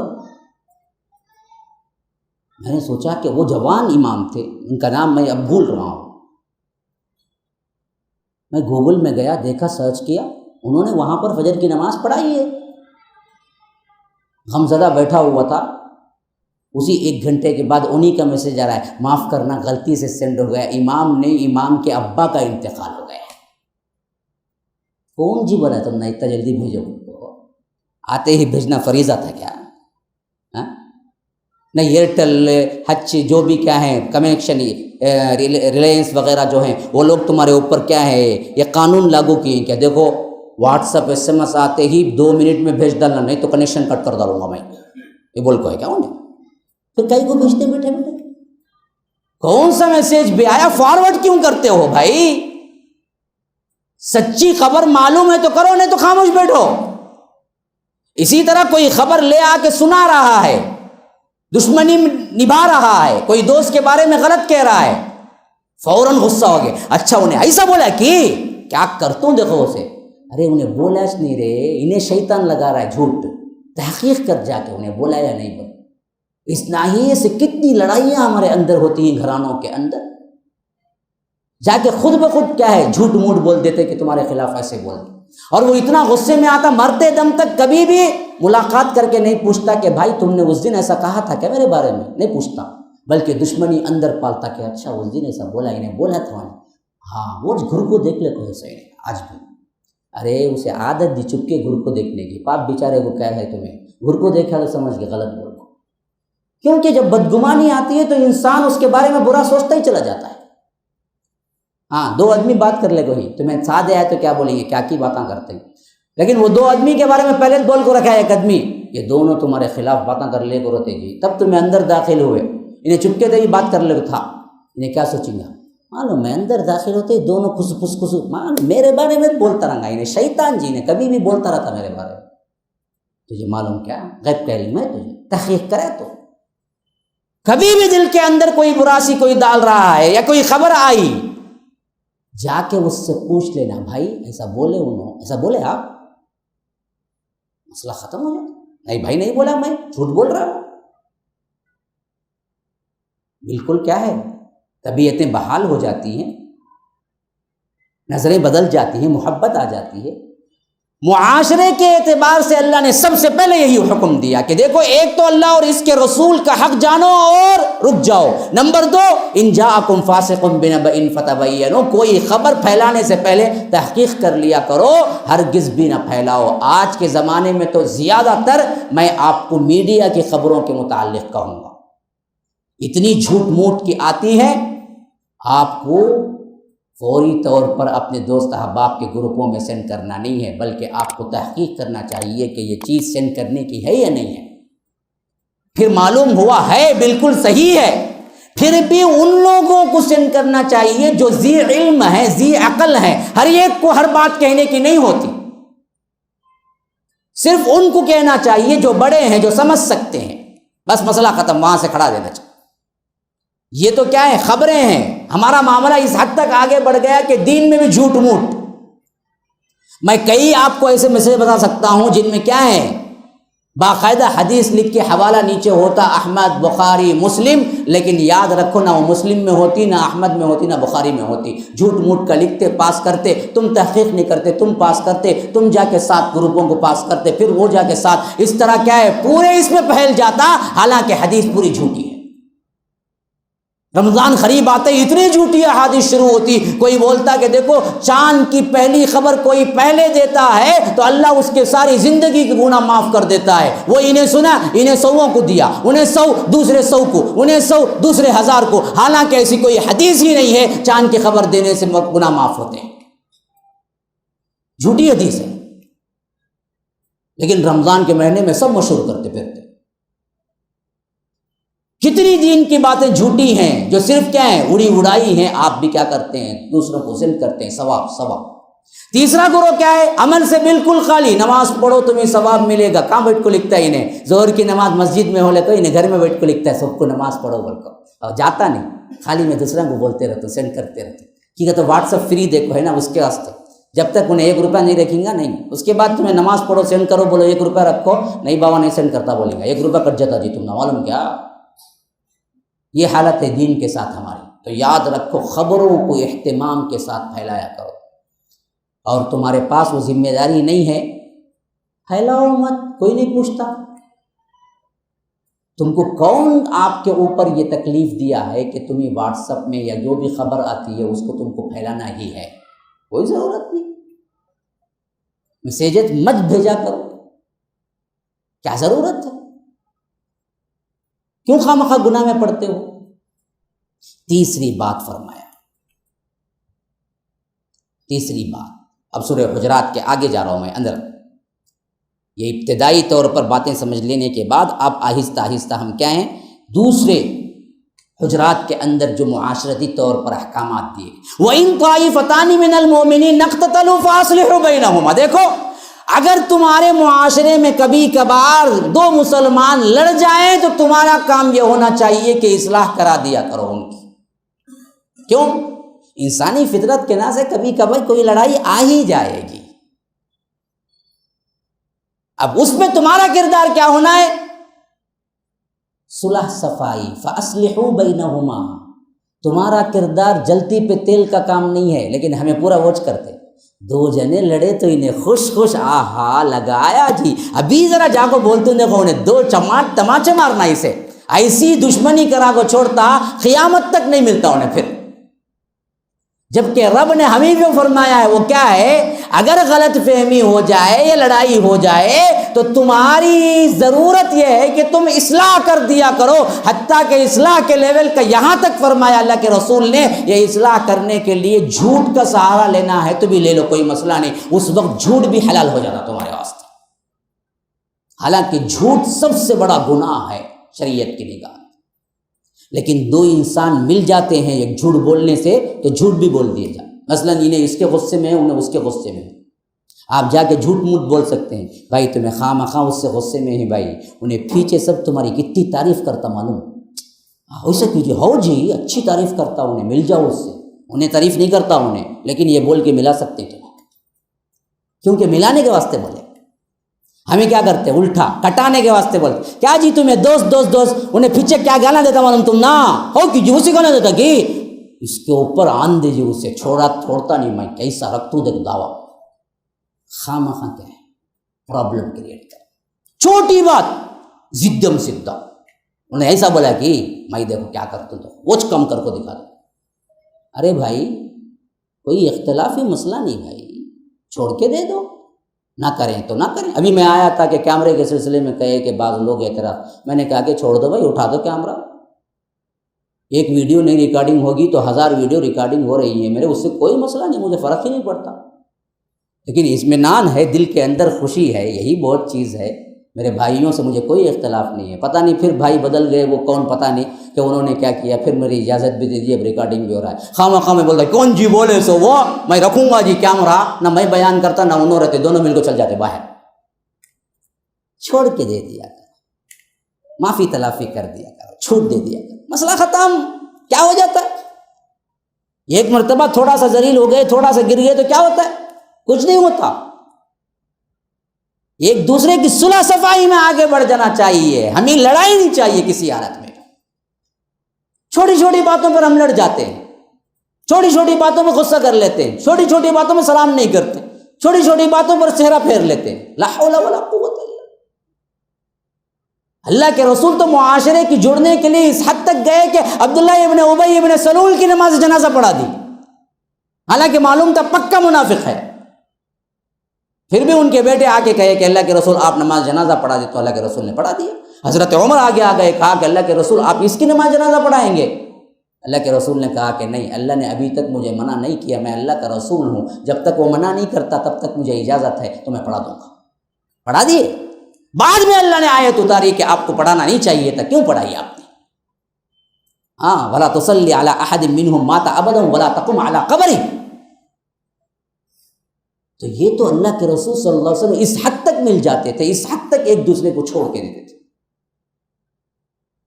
کبھی اللہ کے رسول نے کسی کو گالی نہیں دی، ذاتی اعتبار سے یاد رکھو، ولا نعانا ولا فحاشا، صحابہ روایت کرتے ہیں اللہ کے رسول نے کبھی کسی پہ لعنت نہیں تھی، کبھی کسی سے فحش گوئی سے استعمال نہیں کیا لفظ، کوئی بھی مرحلہ۔ حضرت انس کہتے ہیں کہ میں نے 10 سال اللہ کے رسول صلی اللہ علیہ وسلم کی خدمت کی، 1-2 سال نہیں، 10 سال خادم رہا، خادم نوکر، لیکن پورے 10 سالوں میں میں نے نبی سے کبھی یہ نہیں سنا کہ کسی کام کو لے کے اللہ کے رسول نے یہ پوچھا ہو کہ یہ تم نے کیوں نہیں کیا اور یہ تم نے کیوں کیا، اللہ کے رسول نے کبھی نہیں پوچھا مجھ سے، مارنا تو بہت دور کی بات ہے، ڈانٹنا تو بہت دور کی بات ہے۔ پورے 10 سال میں اللہ کے رسول نے حضرت انس سے اتنا تک نہیں پوچھا کہ فلاں کام کیوں نہیں کیا، میں نے کہا تھا نا، اتنا تک بھی نہیں پوچھا اللہ کے رسول صلی اللہ علیہ وسلم۔ یہ تربیت تھی، یہ معاشرہ تھا، یہ معافی تلافیاں ہوتی تھی۔ ہاں، حضرت ابوبکر صدیق حضرت عمر دونوں میں کچھ انبن ہو گئی، اور حضرت ابوبکر صدیق کے منہ سے کیا ہے، سخت جملہ نکل گیا، لیکن فوری طور پر حضرت ابوبکر صدیق کو احساس ہوا کہ میں نے غلطی کر دی، تو حضرت عمر سے کہا کہ دیکھو میں نے تمہیں کیا سخت جملہ کہہ دیا، مجھے معاف کر دو۔ لیکن حضرت عمر کو اس کا بڑا دلی طور پر رنج پہنچا تھا، بڑا غم تھا، تو انہوں نے کیا کیا کہ اپنے گھر کا دروازہ بند کر کے بیٹھ گئے، یعنی معاف کر دیا نہیں کہا۔ تو ادھر اللہ کے رسول صلی اللہ علیہ وسلم کے پاس صدیق اکبر گئے ایک شکایت کرنے کے لیے، اور اس سے پہلے ان کو احساس ہوا حضرت عمر کو کہ میں ابو بکر کو معاف نہیں کر کے بہت بڑی غلطی کی ہے۔ وہ ڈھونڈتے ڈھونڈتے ابو بکر صدیق کے گھر گئے تو وہاں نہیں تھے، تو انہوں نے سوچا کہ ضرور اللہ کے رسول کے پاس گئیں گے، وہ بھی چلنے لگے، یہاں تک کہ جب دونوں اللہ کے رسول صلی اللہ علیہ وسلم کے پاس پہنچے تو حضرت عمر وہاں پہلے پہنچ چکے تھے، اور حضرت عمر نے کہا کہ اللہ کے رسول آج ابو بکر مجھ پہ غصہ ہوئے اور سخت جملہ کہہ دیا،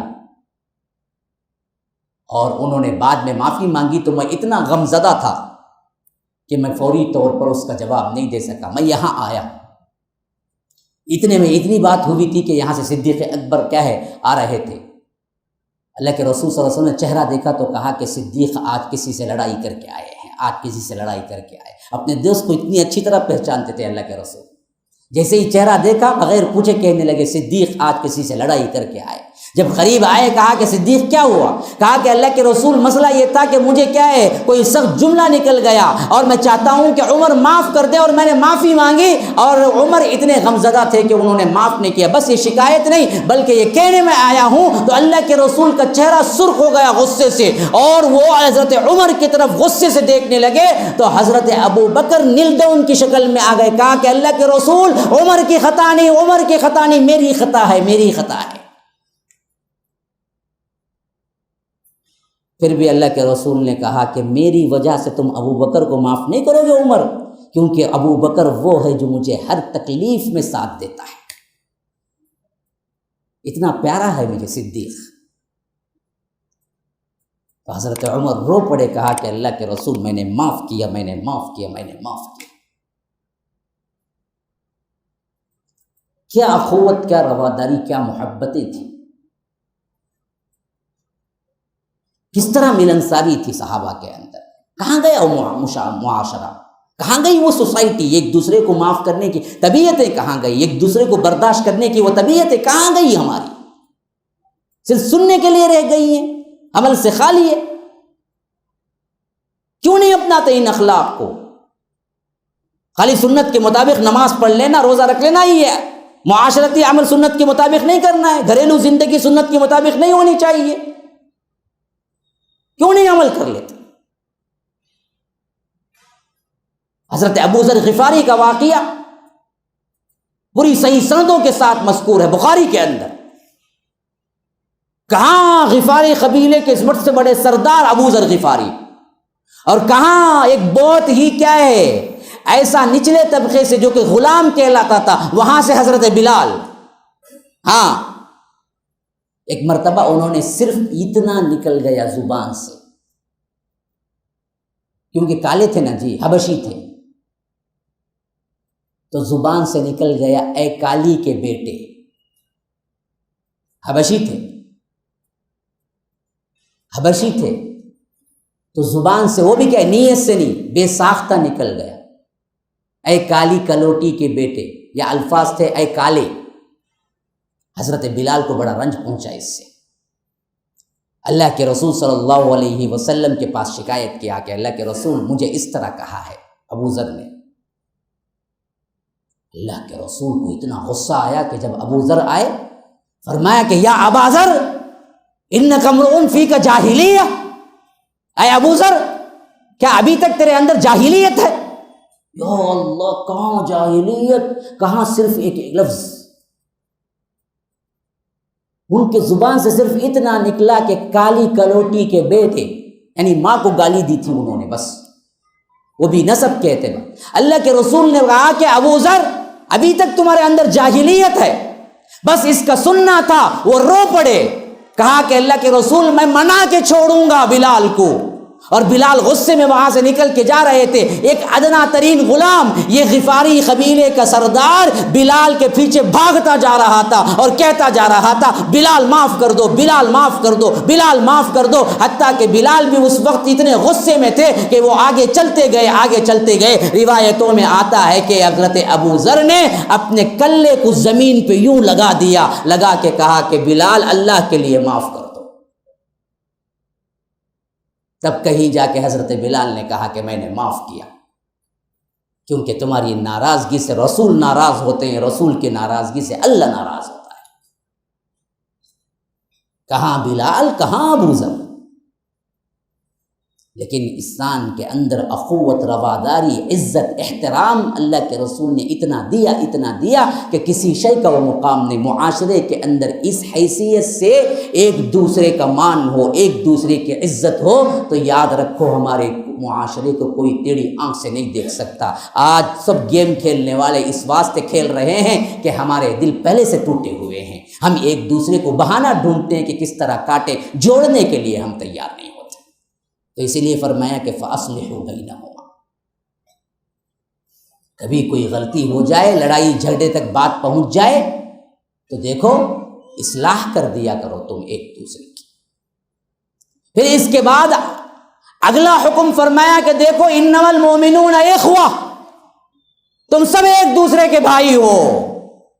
مومن مردوں کے بھائی ہیں، مومن عورتیں ایک دوسرے کی سہیلیاں ہیں۔ اور اسی طرح ایک ایمانی رشتہ مومن مرد مومن عورتیں بھی بھائی بہن کی طرح ہیں، اور مومن عورتیں مومن مرد بھی بھائی بہن کی طرح ہیں۔ المومنون والمومنات بعضهم اولیاء بعض، دیکھو تم ایک دوسرے کے کیا ہیں؟ اولیاء ہو، دوست ہو، تم دشمن نہیں ہو۔ دین کے معاملے میں مل کے کام کرو، اخوت رواداری سے کام کرو، تم سب ایک ہو۔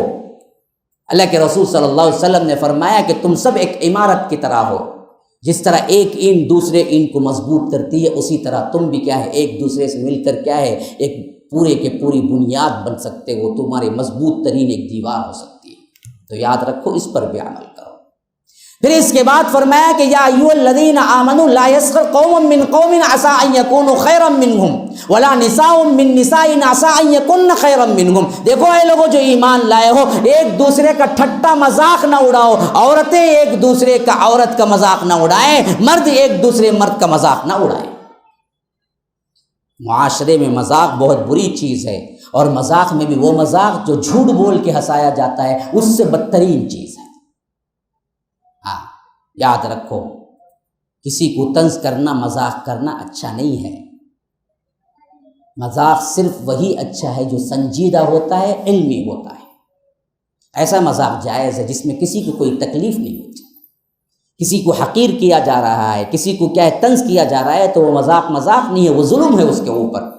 آگا جی کانا، سچ میں کانا ہے وہ، لیکن آپ نے اس واسطے بولا کہ لوگ ہنسیں گے، ارے آیا دیکھو یہ کالا، 4 لوگ ہنسے۔ یاد رکھو یہ گناہ ہے، خواہ وہ کالا ہی کیوں نہ ہو، ہاں اس کے اندر وہ صفت ہو، تبھی بھی مذاق نہ اڑاؤ ایک دوسرے کا، خواہ خواتین ہو خواہ مرد ہو، دونوں کے لیے فرمایا۔ اور فرمایا کہ ولا تنابزوا بالالقاب، برے القاب سے نہ پکارو، اور اسی طرح ولا یغتب بعضکم بعضا، غیبت نہ کرو۔ ایحب احدکم ان یاکل لحم اخیہ میتا فکرہتموہ، غیبت کرنا اس حیثیت سے اتنا برا ہے کہ تم اپنے سگے مرے ہوئے بھائی کا گوشت کھانے کے برابر ہے۔ سگے مرے ہوئے بھائی کا گوشت کھانا پسند کرو گے؟ اگر تم کسی کی غیبت کرتے ہو تو اس کا گناہ ویسے ہی ہے جیسے سگے مرے ہوئے بھائی کا گوشت کھاتے ہو۔ یہ ہے معاشرتی طور پر چند احکامات، اس سے زیادہ کیا ہے مجھے وقت اجازت نہیں دیتا، انشاءاللہ پھر کبھی ہو تو اس کی دوسری قسم میں رکھوں گا۔ ھذا وباللہ التوفیق وصلی اللہ وسلم علی نبینا محمد۔ اسأل اللہ لی ولکم ولسائر المسلمین من کل ذنب فاستغفروہ انہ هو الغفور الرحیم۔ سبحانک اللہم وبحمدک اشہد ان لا الہ الا انت استغفرک واتوب الیک۔ والسلام علیکم ورحمۃ اللہ وبرکاتہ۔